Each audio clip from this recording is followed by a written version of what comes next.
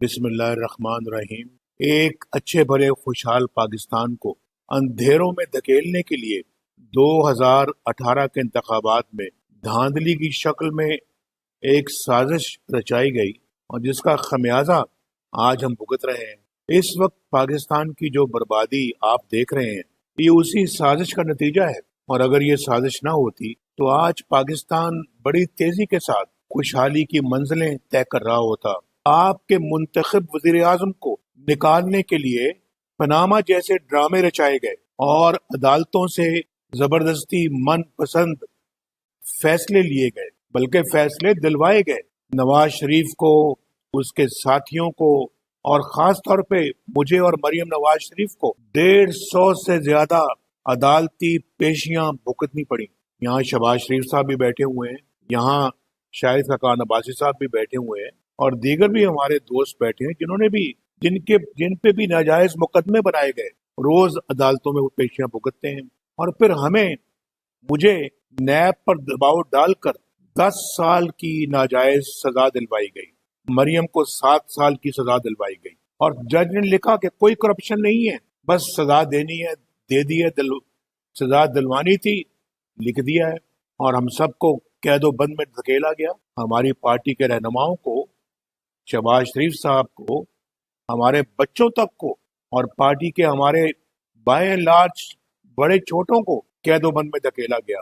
Justice Shaukat Siddiqui को कहा गया कि नवाज शरीफ और मरियम नवाज शरीफ की सजाएं बरकरार रखो, वरना हमारी 2 साल की मेहनत जाय हो जाएगी। क्या आप ये सवाल नहीं पूछना चाहेंगे कि ये अल्फाज किसने कहे?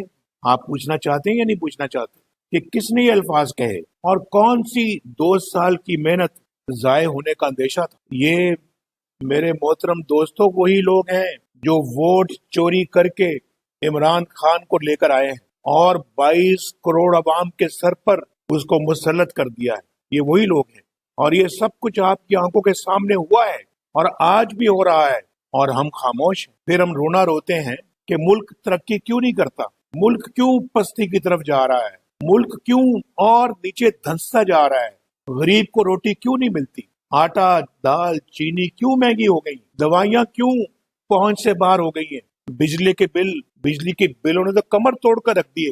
पूछा कभी आपने पाकिस्तान आलमी तन्हाई का शिकार क्यों हो गया है? कहाँ गई वो सब्ज पासपोर्ट की इज्जत, कहाँ गई वो सब्ज परचम की इज्जत? दुनिया का एक लीडर फोन नहीं करता और दुनिया का दूसरा लीडर सुनता नहीं। मुआशरे में इंसाफ नाम की कोई चीज नहीं है।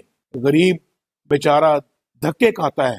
22 करोड़ अवाम में, पाकिस्तान के 22 करोड़ अवाम में 21 करोड़ गरीब हैं और चंद लाख लोग पाकिस्तान के वसाइल पे भी काबिज हैं और पाकिस्तान की जमीनों के भी मालिक बने हुए हैं। सरकारी खजानों से बड़ी बड़ी तनख्वाहें लेते हैं, मुराद लेते हैं, जिंदगी भर पेंशनें लेते हैं और सरकारी प्लॉट और परमिट लेते हैं तकरीबन मुफ्त। लेकिन 21 करोड़ अवाम को पूछने वाला कोई नहीं। उनके बच्चों के मुंह से अब तो रोटी का नवाला भी छिनता चला जा रहा है। घर में बीमारी आ जाए तो इलाज के लिए पैसे नहीं होते, जायदाद बेचकर गिरवी रखकर इलाज करवाना पड़ता है।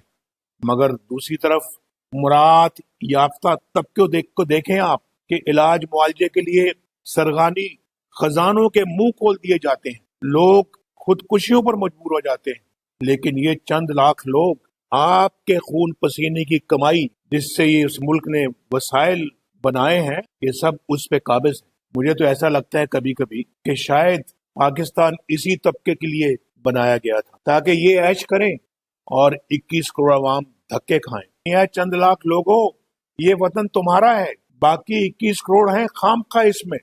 हजूर, ये हैं हमारे जवाल के असबाब, ये है नतीजा जमहूरियत पर शब खून मारने का और ये है नतीजा वोट चोरी करके इमरान खान को 22 करोड़ अवाम के सर पर बिठाने का। हम किससे पूछ रहे हैं कि पाकिस्तान तरक्की क्यों नहीं कर रहा? सब कुछ तो हमारी आंखों के सामने है और फिर भी हम पूछ रहे हैं कि पाकिस्तान तरक्की क्यों नहीं कर रहा। किसको बेवकूफ बनाया जा रहा है? क्या आरटीएस बंद नहीं किया गया था? क्या पीडीएम की जमातों का वोट चोरी करके इमरान खान के बक्से में नहीं डाला गया? क्या पूरी रियासती मशीनरी को इस्तेमाल करके इमरान खान को नहीं जितवाया गया? अब तो किसी को शक नहीं होना चाहिए कि किस तरह اس منتخب وزیر اعظم کو، یعنی اس ناچیز کو سازش کے ذریعے نکالا گیا، اس ناچیز کو جس نے 11,000 میگا واٹ بجلی کے منصوبے لگائے اور ملک میں لوڈ شیڈنگ ختم کی، جو گیس لے کر آیا الحمدللہ، جس نے کراچی کی روشنیوں کو بحال کیا، کراچی میں نیوکلیر پاور پلانٹ لگائے، جو کراچی کے اندر گرین لائن بنا رہا تھا، جس نے کراچی میں پینے کے صاف پانی کے منصوبے شروع کیے اور اس کے لیے الحمدللہ اربوں روپے مختص کیے، جس نے کراچی میں دہشت گردی ختم کر کے کراچی کی رونقوں کو بحال کیا۔ الحمدللہ آپ جانتے ہیں، آپ کی آنکھوں کے سامنے سارا کچھ ہوا ہے، اور اللہ کے فضل و کرم سے ملک میں جس نے معاشی ترقی کی اور معاشی ترقی کی رفتار کو 5.8 پر لے گیا، الحمدللہ جس نے چترال سے کراچی اور گوادر تک موٹر ویز اور ہائی ویز کے جال بچھائے، دنیا میں پاکستان کی عزت بڑھ رہی تھی، پاکستان میں سی پیک کے منصوبے لگ رہے تھے، پاکستان کا روپیہ آپ جانتے ہیں، روپیہ جو کہ اس وقت بڑا مضبوط تھا، لوگوں کو الحمدللہ روزگار مل رہا تھا۔ اس حکومت نے تو 2 کروڑ لوگوں کو بے روزگار کر دیا، اور ہمارے زمانے میں الحمدللہ غربت ختم ہو رہی تھی، تیزی کے ساتھ کم ہو رہی تھی، اور الحمدللہ 1.5 کروڑ لوگوں کو غربت سے نکالا ہم نے۔ مہنگائی کی شرح 40 سال کی کم ترین سطح پر تھی، لیکن کوئی کب تک عوام کے ساتھ ہونے والی ان زیادتیوں کو برداشت کر سکتا ہے؟ کب تک جو کچھ ہو رہا ہے، کوئی کب تک اس پہ خاموش رہ سکتا ہے؟ کوئی کب تک ظلم سہ سکتا ہے؟ کوئی کب تک پاکستان کے ساتھ ہونے والے اس کھلواڑ کو برداشت کر سکتا ہے؟ آج جن کا کام سیاست کرنا نہیں، وہ سیاست کر رہے ہیں، جن کا کام ملک چلانا نہیں، وہ حکومتیں بنا رہے ہیں اور حکومتیں گرا رہے ہیں۔ اندازہ کیجئے، پھر کہتے ہیں پاکستان آگے کیوں نہیں بڑھتا، پاکستان ترقی کیوں نہیں کرتا، پاکستان کیوں بیٹھتا جا رہا ہے؟ آج کے حالات میں خاموشی جرم ہے۔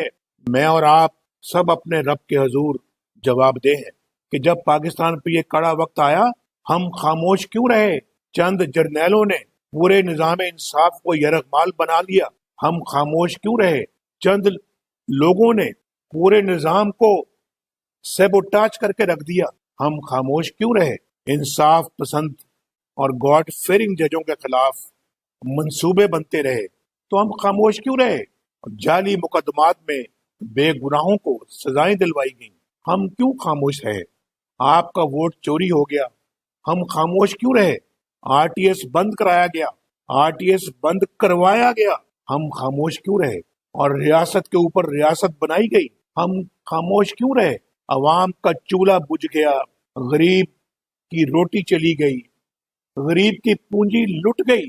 میرے بھائیوں، دوستوں، بہنوں، چاہے آپ میری گفتگو سن رہے ہیں یا آپ یوٹیوب پہ سن رہے ہیں، کیونکہ میرا تو ٹیلی ویژن پہ آنا انہوں نے بند کر دیا ہے، ان کو میری باتیں اچھی نہیں لگتی، میں سچ بولتا ہوں، میں حق بات کرتا ہوں، تو لہٰذا ان کے اندر میری باتیں سننے کا حوصلہ نہیں ہے، اس لیے میری آواز ٹی وی پر انہوں نے بند کی ہوئی ہے۔ ایک وہ شخص جو 3 مرتبہ ملک کا وزیر اعظم رہ چکا ہو، اس کی آواز بھی بند کر دی انہوں نے، لیکن ایسے بند ہوگی نہیں، وہ اپنی خوش فہمی میں ہے۔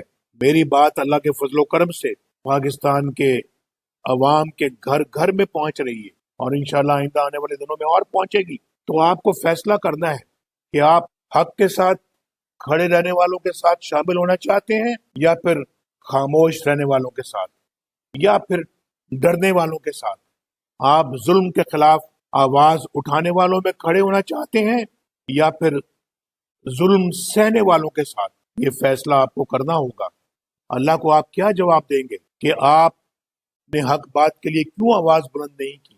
یہ سوال آپ سے، مجھ سے یہاں بھی ہونا ہے اور وہاں بھی ہونا ہے، تو ہم کیا جواب دیں گے؟ آج وقت آ چکا ہے کہ ہم سب فیصلہ کریں کہ ہم اپنی آنے والی نسلوں کے لیے کس طرح کا پاکستان چھوڑ کر جانا چاہتے ہیں۔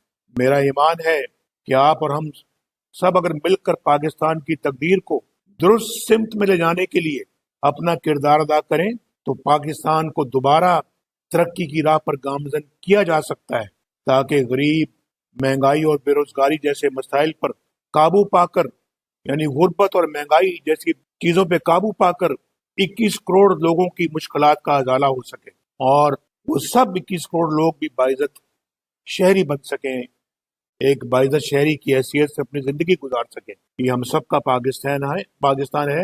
یہ پورے 22 کروڑ کا پاکستان ہے. یہ 21.5 کروڑ یا 22.25 کروڑ کا ملک نہیں ہے. یہ 10 20 30 لاکھ تو عیش کریں اور باقی فاقہ کشی کریں. فیصلہ اب آپ کر لیں کیونکہ وقت نزدیک ہے. بہت وقت گزر چکا ہے اور مزید وقت ضائع کرنے کے ہم متحمل نہیں ہو سکتے. بہت بہت شکریہ.